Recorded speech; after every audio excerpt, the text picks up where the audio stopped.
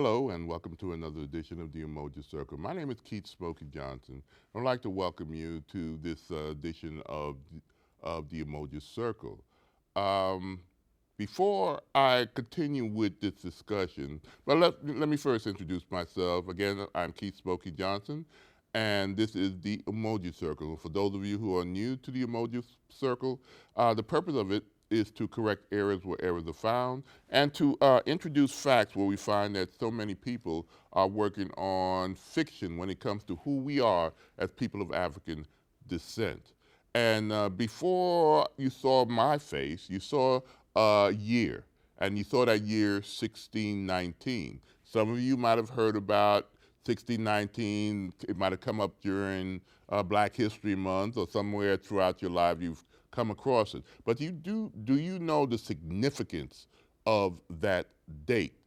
There are some of us who believe that it is just as important a year than the year we are constantly told through our origin myths in America, 1776. A lot of people are so conditioned to believe that America was founded in 1776. No, the true America, the truth about America, was established on an August day in 1619. But before I go, I want to introduce you to a project that commemorates the 400th anniversary and the individual who put this one project together that I'll be talking about, which is the continuation of the first show. I'm gonna let you listen to this video for a few minutes before I come back and continue this discussion. See you then. In a special new issue, the New York Times Magazine is launching a series called the 1619 Project. It marks the 400th anniversary of the arrival of the first enslaved Africans in the colony of Virginia. The series examines the ways the legacy of slavery continues to shape this country. The Times says the project aims to reframe American history and place the consequences of slavery and the contributions of Black Americans at the very center of the story we tell ourselves about who we are. The journalist behind the project is New York Times Magazine domestic correspondent Nicole Hannah-Jones. Nicole, good morning. Thanks for being here. Good morning. Can you tell us about the genesis of this project? Where did you come up with the idea? Sure. So I've been thinking about the year 1619 since I was in high school, and I came across that date in a book called Before the Mayflower. And I just was struck by how people of African descent had been here that long, and I never knew that date and never heard about it. Right. So as the anniversary was approaching the 400th year, I thought that this was a time to actually assess what has that legacy been, and to bring this year, 1619, to most American households where it was probably going to pass without them knowing about it. You say 1619 is as important as 1776. Yes. Our decision to buy that first group of 20 to 30 Africans would influence almost everything that would follow after. I think it is foundational. It is as foundational to who we became as a country as our decision in 1776 to break off from the British. You say Black Americans are the most American of all and are true founding fathers. Can you walk us through from that first ship to today how we're still seeing the signs? Yeah, so when you think about the fact that when Thomas Jefferson is writing the Declaration and laying out these words for liberation, that, you know, all men are created equal and born with inalienable rights. And while he's writing that, he owns 130 human beings who are in absolute bondage. And in fact, his brother-in-law is sitting there with him enslaved to help keep him comfortable. What that means is those ideals were not true when they were written, but Black Americans took those ideals literally. And Black Americans have really fought. You can look at what happens after Reconstruction. You can look at the abolitionist movement. You can look at the civil rights movement. Black people have fought to make those ideals real. Perfecting democracy. Absolutely. I can just say this. I was so embarrassed as a person of color that I had never heard of 1619 until I read your essay, page 16, when you first talk about it. And I just thought, how do we not know this? And I'm not the only one. There was only one person in the room, Betsy over there, who went to Harvard. She knew about you, and she knew all about this project and knew all about this date. But you said it's time to stop hiding from our sins and confront the truth. What do you mean? What I mean is... And how do we not know about this, Nicole? We don't know about 1619 the same way that we don't learn very much about slavery. It is shameful. No one wants to talk about their sins or the worst moments. And slavery gives contradiction to our entire creation story of the United States. And so we've tried to push it aside. We've tried to make it marginal. And in doing that, we've marginalized the 40 million descendants of the enslaved as well. So what we're trying to do with this project is force us to confront the truth. And then maybe we can actually start to move past slavery and become the country that was written in our ideals in the Constitution and the Declaration. It's an effort to reframe American history, but some critics have said it's an effort to delegitimize American history. From the Cato Institute, Illa Shapiro tweeted, it's a project intended to delegitimize mankind's grandest experiment in human liberty. Is it divisive in that way? I mean, what's amazing about that is people are not arguing the facts. So what they're basically arguing is that we should only talk about certain facts. We should talk about the good part of Thomas Jefferson, but not about the fact that he was an enslaver. I'm saying that history is history, and we have to tell the truth. No, it's not delegitimizing, because the whole point of the article is that Black Americans have used those founding words to actually bring us closer to the democracy that the founders envisioned. And that is the most patriotic of things. You can take us, the thing that's so amazing about this, that makes me so proud, you can look at anything that's happening, just about anything that's happening in the world today and tie it to slavery. You look at the highways in Atlanta, you look at the naming of Wall Street, you look at sugar that we eat. But the thing that stuck out to me was healthcare, that you can tie healthcare to slavery. How? Absolutely. So there's a piece in there about why we're the only Western industrialized country that doesn't have universal health care. And it starts with opposition to universal health care that occurs right after slavery, when the Freedmen's Bureau was trying to offer free health care to the formerly enslaved. And there was white opposition to that. And so even today, you see with polling that white Americans will reject social programs if they think large numbers of Black people will benefit from them. And so the harms of slavery have not been contained, because there are millions of white Americans, there are millions of Latinos and Asian and Black Americans who don't have health care, who can't get insurance because of slavery. You say don't look at Black people as a problem, look at Black people as a solution. Yes. From the beginning, there have been, thousands of pages dedicated to saying that Black people are, as Abraham Lincoln said, a troublesome presence in our democracy. But really, what we're arguing with this project is Black Americans have been the perfecters of this democracy, and that if we ever got to the point we would stop seeing us as a problem, we would actually be more of the America that we want to be. Nicole, I stepped briefly on your line earlier. You see this as a patriotic act? Yes, of course it is. This isn't saying that this is a country that needs to be destroyed. This is not saying that this is a country that's illegitimate. It's saying that this was a country founded on ideals that were not true at the time, but that Black Americans believed in those ideals and have worked to make those ideals true for all groups. I don't see what is more patriotic than that. Well, you couldn't have expected this reaction, which is huge, by the way. Congrats. Thank you so much. Congrats and bravo to you. Tomorrow on CBS This Morning, our national correspondent, Jerika Duncan, will take us to the site where the first enslaved Africans arrived in English North America. And she'll introduce us to a family with a very special connection to that historic period. Welcome back. I hope that interview gives you an enlightenment of what this show was about. It's about that 1619 project. But rest assured, this is not the only thing commemorating, but it's based on the fact that it was distributed by the New York Times, which has a massive viewership. And the magazine that was inserted into, I think it was the August 18th Sunday paper, went through the United States like wildfire. The lady who you saw interviewed, I put an image up there one more time. Yes, her name, she is a New York Times reporter, and it was her idea that she brought to her editors to do this vast project.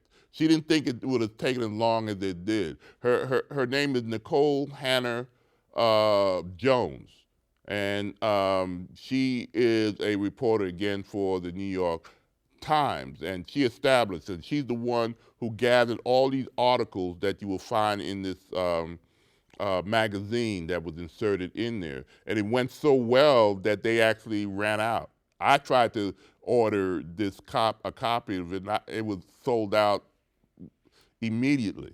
you know, and people still clamoring for at least a magazine section. And I think she made some extra ones because the articles starts the conversation that needed to be started in America when it comes to to race.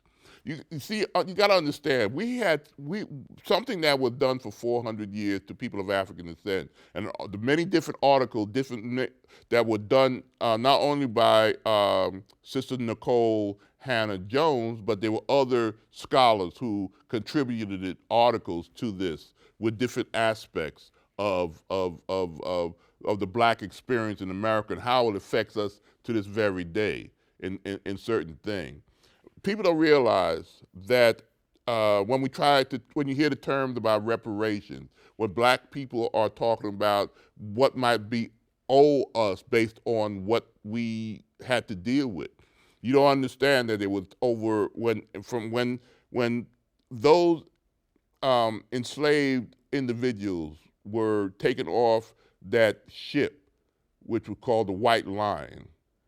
It arrived on approximately the 20th of August of 1619 at a place called Point Comfort. I think you might have an image of that place. So let me see that. Yes, this sign is located at that spot.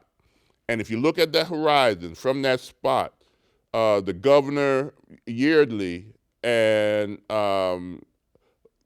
saw a set of sails coming from that horizon towards that point, not knowing that 400 years from that day of August 20, 1619, will have a profound effect on the future country that will come out of that embryonic colony of Jamestown to become this vast juggernaut called the United States, and how important that from 20 enslaved,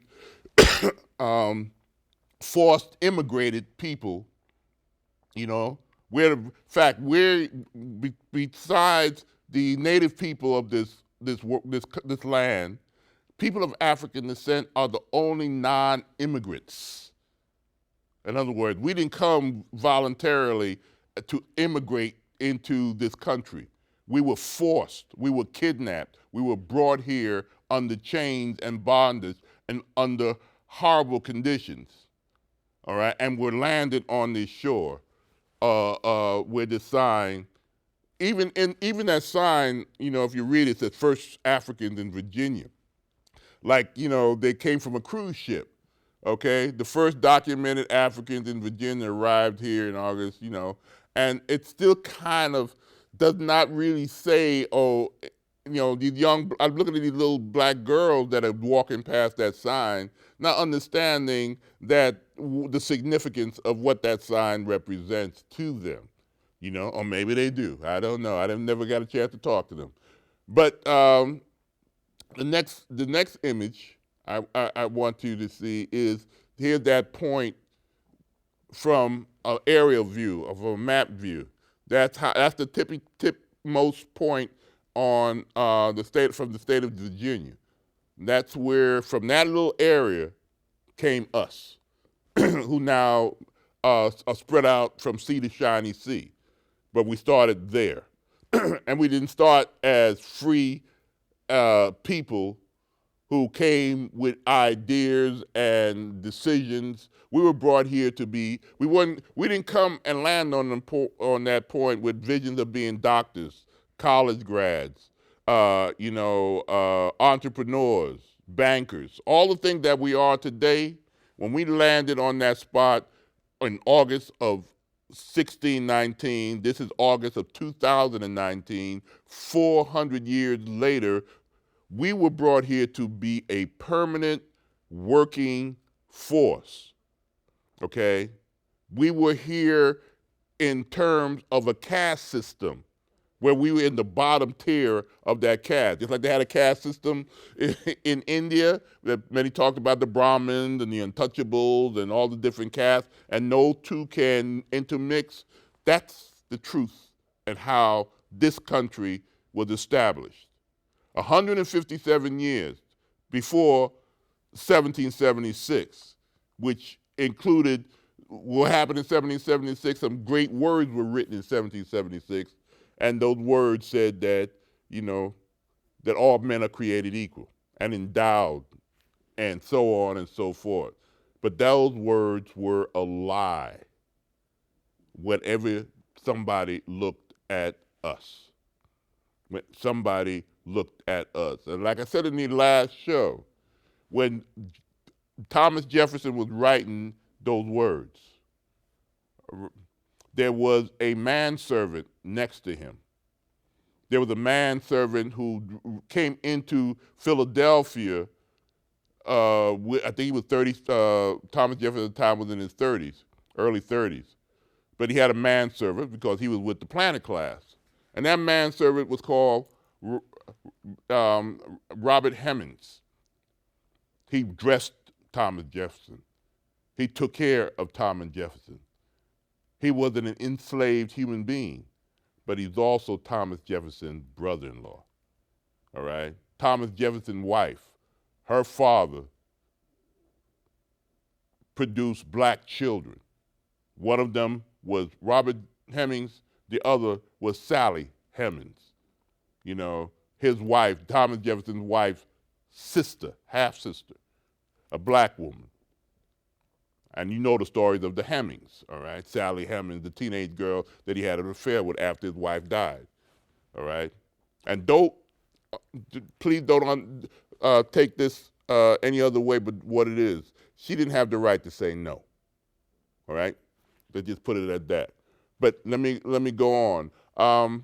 In this article, in this magazine, and again, I'm still blown away by the fact that it's the New York Times put this out there. The truth. And I give them credit, you know, for doing this. I give Nicole Hannah Jones the credit and for having the courage to open these questions. She said she was influenced by another work, which also influenced me when I was a teenager. It was written by the historical editor of Ebony magazine, LaRon Bennett, and it was called Before the Mayflower. Some of you might have heard of that. And that book is what sent her, what she said that what made her first recognize the year 1619, as it did I. So that's what he starts out from when he was talking about, you know, before the, that's why the term before the Mayflower, because before the Mayflower, it was in 1620, 1619, we were on this land before anybody. And it's because of our struggle, because of our taking those words of freedom and equality seriously, literally. It was black people's effort to make it come to fruition. Not just mere words, but a true reality of equality. Okay. We worked, it was our effort for these past 400 years. And that's what this project was, and this commemoration is to let people know. There are many people who are embarrassed about the fact that, I don't use the word, we were not slaves. There's no human being, there's no ethnic group that called slaves. We were enslaved.